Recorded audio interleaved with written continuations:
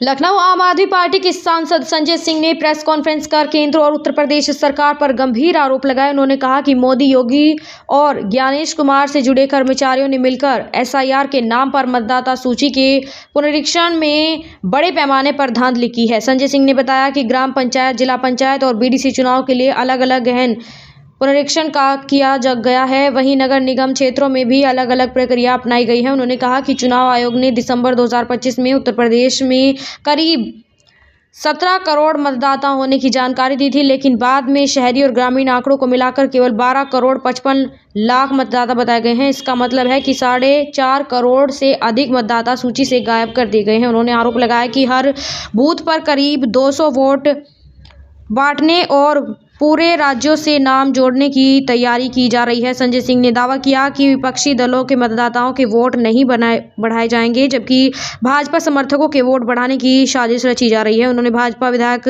नीरज बोरा के एक बयान का हवाला देते हुए कहा, पूरे मामले पर गंभीर सवाल खड़े किए। संजय सिंह ने कहा कि वह मुख्य निर्वाचन अधिकारी को पत्र लिखकर 2 करोड़ 17 लाख फॉर्म 10 और 2 करोड़ 10 लाख सिलफेट मतदाताओं से जुड़ी पूरी जानकारियां मांगेंगे। उन्होंने इसे पूरे प्रकरण को बड़ा चुनावी घोटाला बताते हुए सुप्रीम कोर्ट से निष्पक्ष जांच की मांग की।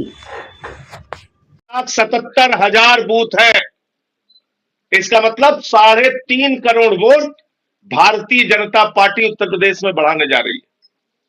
किन लोगों का वोट बढ़ाएंगे? किसी को बिहार से लाके, किसी को हरियाणा से लाके, किसी को दिल्ली से लाके, किसी को मुंबई से लाके, किसी को राजस्थान से लाके, और उसका एक उदाहरण मैं अभी आपके सामने दूंगा। बाकी आप लोग मीडिया के लोग हैं और पड़ताल करते रहिएगा। यह खेल है इनका।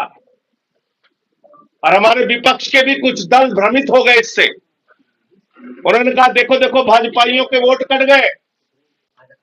अरे भाजपाई बहुत शातिर है, इन्होंने पहले वोट कटी लिस्ट दे दी, अब वोट जुड़ी लिस्ट आ जाएगी।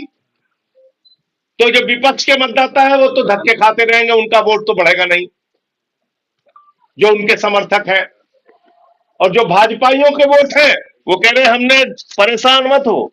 कहां गया वो बोरा का बयान, नीरज बोरा, यहाँ के एक विधायक है, वो कह रहे हैं हमने 18,000 वोट बढ़वा लिया। देखो निकालो खबर।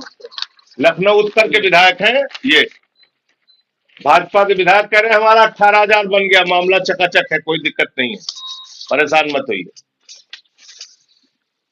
ऐसे ही इनके जो समर्थक हैं वो अपने वोट बढ़वाएंगे और बाकियों के वोट कटेंगे उत्तर प्रदेश में। पहली बात तो ये, तो चुनाव आयोग को सीधे स्पष्ट तौर पे जवाब देना चाहिए कि ये 4.5 करोड़ मतदाता, इसी राज्य के कर्मचारियों ने जिनकी जांच की, वो 4.5 करोड़ मतदाता कहां उड़ के चले गए?